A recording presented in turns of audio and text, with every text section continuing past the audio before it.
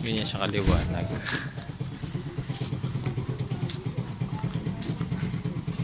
Yeah, mga boss, so ang unang-una natin kailangan gawin is siguraduhin na gumagana yung ating reverse light sensor or yung reverse light switch na yon. Kasi hindi advisable na bumili agad kayo ng mga ilaw and then relays. Tapos yung pala sira naman yung sensors natin. Ito. So hindi rin natin yan may pupursue or maitutuloy yung paggawa. Kasi itong makina natin, let's admit na medyo luma na or matanda na yung ating sasakyan. So medyo humihirap ng hanapan ng pyesa. Ngayon kung may available na pyesa pa na mabibili nito, kung sakasakali mang sira, is okay lang. Pero kung wala na, yun yung sad part doon, hindi na tayo makakapagpalit or makakapag-install ng reverse light. So kakabitan ko lang muna ng multi-tester yan para malaman ko kung buo pa siya. Tapos hindi ko na siya mabi-video guys kasi one man recording lang ako. Ako rin yung may hawak ng camera. Tapos underneath pa ng sasakyan, so medyo mahirap na. So kakabitan ko lang ng multi-tester yan, both ends. Yan. Dalawa lang naman yung test probe ng multi-tester natin eh. Yan. Isang red tsaka isang black. So ikakabit ko yung red and black dyan pareho. Kasi papakita ko sa inyo mamaya kung ano yung may paano natin siya itetest. Ayan na siya mga boss. So yung dalawang test probes ko, yung red tsaka black, pinagtigisa ko sila ng connection. Ayan. Tapos nasa taas ngayon yung tester ko. So inilusot ko lang yung itong test probes natin para matest natin kung gumagana yung reverse switch. Tapos ilalagay ko lang itong tester ko sa ohms. Any value naman.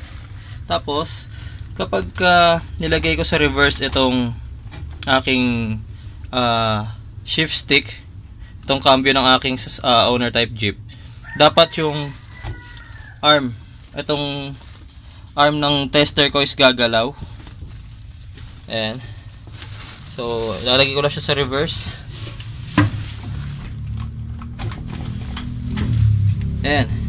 So nakita nyo pumalo siya nung nilagay ko sa reverse. Ang ibig sabihin, gumagana pa ng maayos yung ating reverse sensor, yung ating reverse switch. Okay, so kapag tinanggal ko siya sa reverse, babalik siya sa 0. Ayan, so wala na siya reading. Kapag ni-reverse ko ulit, ayan, so ibig sabihin working properly yung ating sensor. So pwede nating i-proceed yung ating pag-install ng ating reverse light switch ngayon guys. So ganun lang kasimple mag-test ng ating reverse light switch. First thing na gagawin natin is hahanapan natin ng mapaglalagyan itong ating reverse light. Tapos habang ginagawa yon, itong reverse light natin, meron lang naman yan dalawang wires.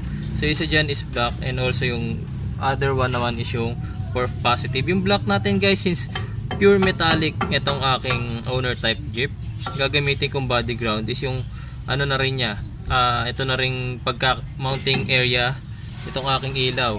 So itong i-terminal na to, papasok ko na lang siya dito sa bolt na ikakabit ko para pagka kinapit ko rito yung ilaw is body ground na rin yon. So para ang mangyayari, isang wire na lang ngayon ang poproblemahin ko, nalalagyan ko ng connection. Ito na lang for positive. So sa relay natin to ikakabit mamaya. Yan, so habang kinakabit ko tong ilaw na to dito, yung i-terminal na ikinabit ko, ilalagay ko na rin. Ayan, para yan ay magsisilbing body ground nya.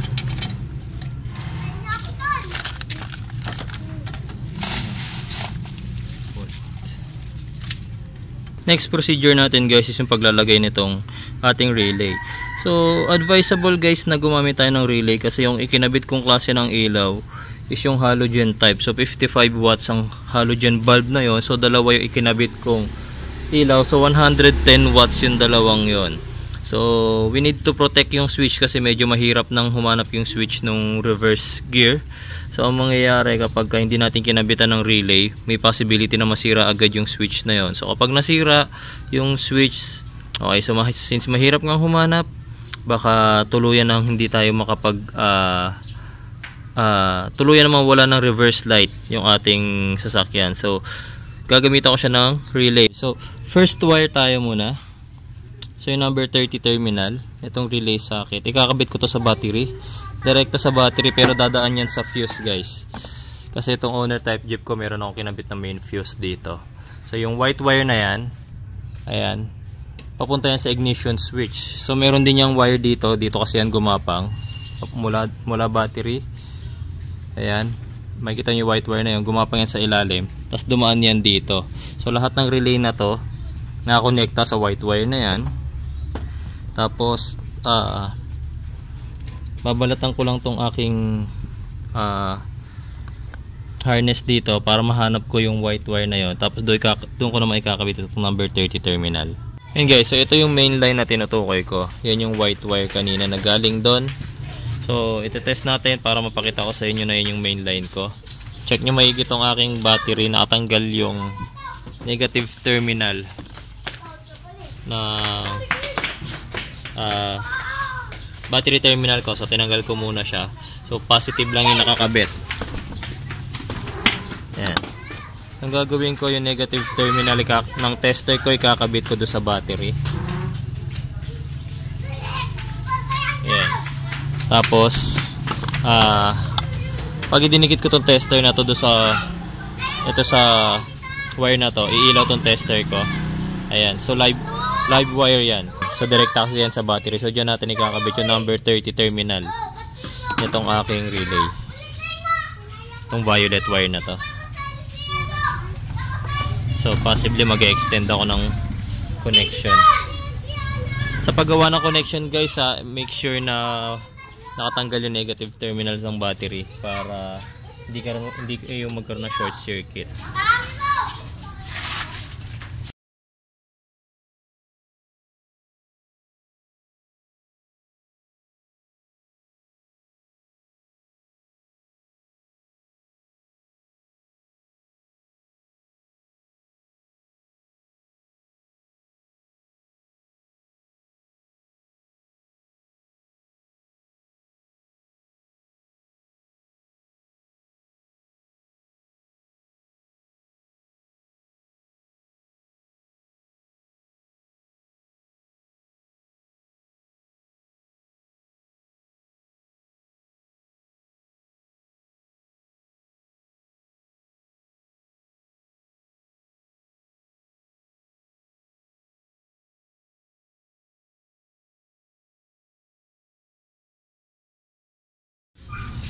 Next wire guys, yung number 86 terminal natin. So ikakabit ko to sa accessory wire ng aking ignition switch. So pag magpapagapang ulit ako ng isang wire, papunta naman dun sa aking steering column. Merong accessory wire doon ko siya ikakabit. So pwede ko rin siyang itap sa fuse box. So kakabit ako lang siya ng extra wire.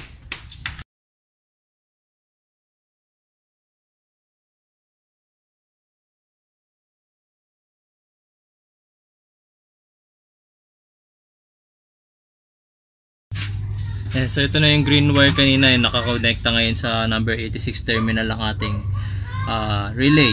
So dito sa fuse box ko, hanap na lang ako dito ng any connections na pwede kong pagkabitan, yung hindi overloaded.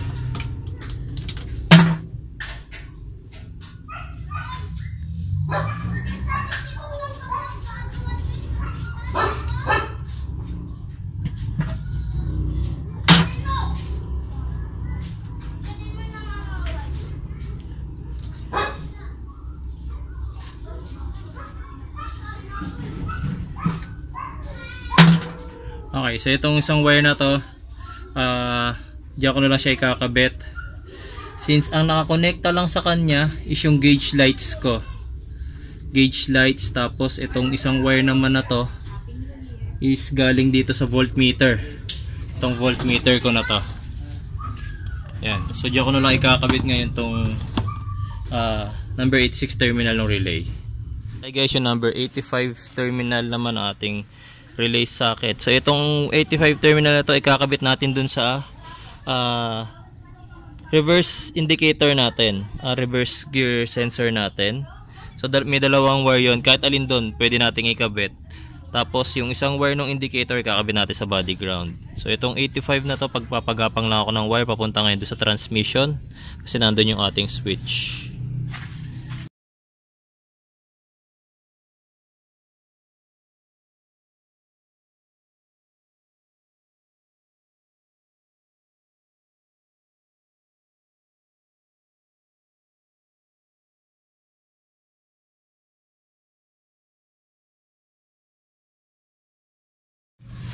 Ito ngayon yung wire ng ating sensor. So ito yung galing naman sa number 85 terminal ng ating relay. So pinagapan ko lang siya. Tapos guys, kailangan natin siyang iiwas sa tambucho ha. Kailangan tayong gumawa tayo ng paraan para hindi madikit. Masigurado natin na itong wire na to, papatawid tayo dyan na hindi madidikit sa tambucho.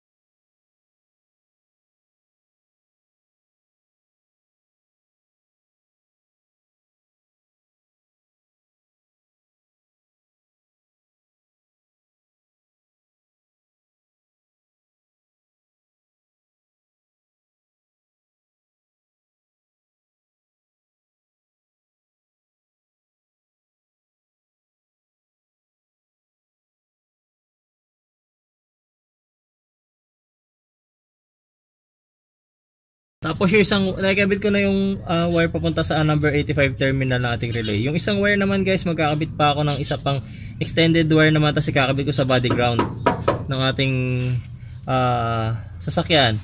Para yun yung magsisilbi niyang source ng negative power.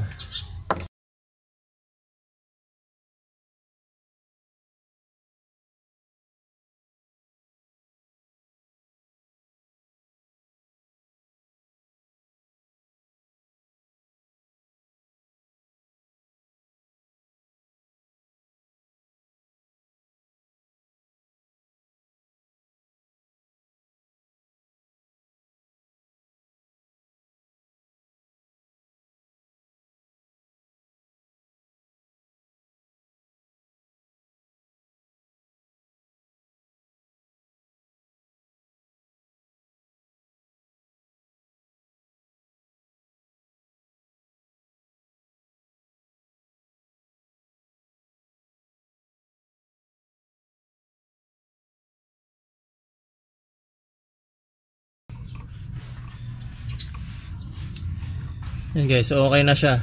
Ito na lang isang wire na to, hanapan ko na lang to ng body ground mamaya. Kakabit ko to dun sa bandang taas, medyo mahirap kasing kumilos dito sa ilalim So ayusin ko lang to, hanapan ko na siya na makakabitan dun sa taas. Ayan guys, so ito na yung isa pang terminal na galing, ay isa pang wire na galing naman dun kanina sa ating sensor. So dito naman natin yung kakabit sa body ground. Kakabitan ko lang yan ng I terminal.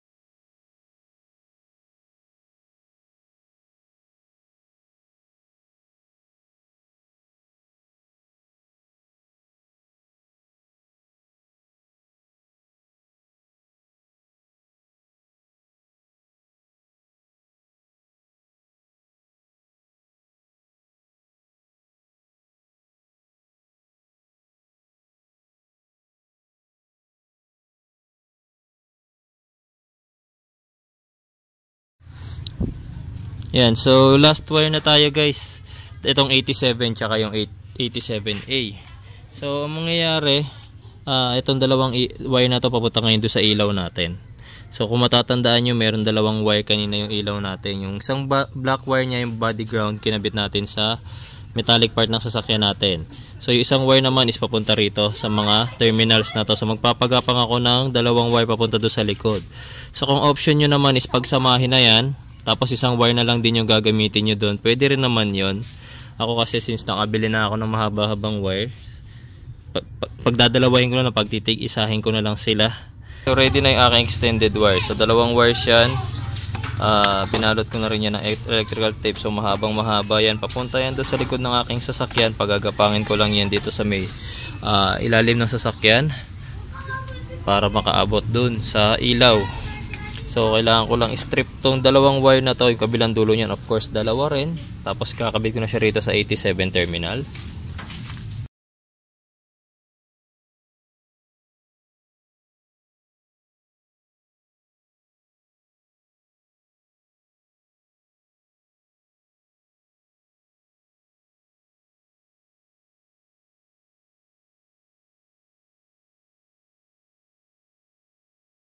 Ayan, ito na boss yung wire na pinagapang ko galing doon sa number 87 terminal ng ating relay. Ayan, pinagapang ko siya. Tapos, nilagyan ko ng cable tie para hindi siya lumalaylay. Ayan, naka-table tie yan. Hanggang doon sa dulo sa ating ilaw. Okay. Tapos, make sure guys na yung wirings natin nakalayo sa tambucho ha. Tulad yan. Yun yung tinutukoy ko kanina, yung galing sa reverse gear sensor natin. Ayan, make sure na hindi siya dumikit dito sa tambucho kasi pag bumabiyahe tayo, iinit yung tambucho. Maluluto lang yung wire na yan. So ayan, makikita nyo nakahang. Hindi siya nakadikit doon sa tambucho.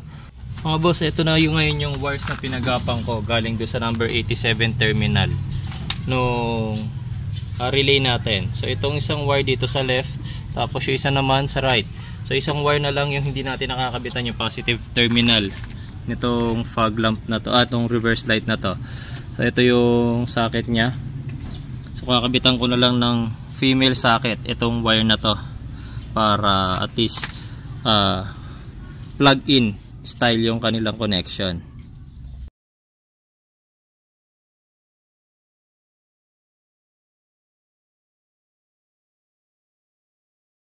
Since 87 terminal ito galing, so connected to sa number 30 mamaya pagka na-energize na yung ating relay. So yung 30 terminal natin is positive, so kailangan natin i-make sure na may balot yung ating socket.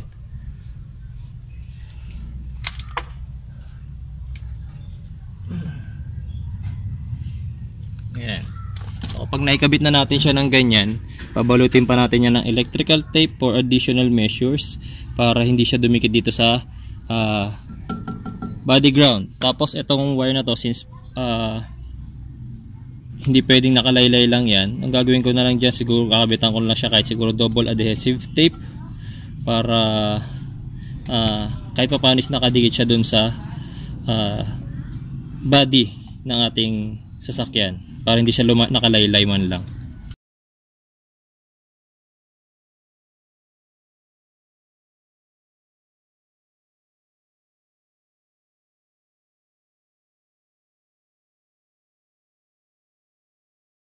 Ayan, so testing time na tayo mga boss. Hindi na natin kailangan paandarin pa yung ating sasakyan. Kailangan ko lang i-on yung ignition switch, then ilagay sa reverse yung ating transmission para malaman natin kung gumagana ng maayos yung ating mga reverse light.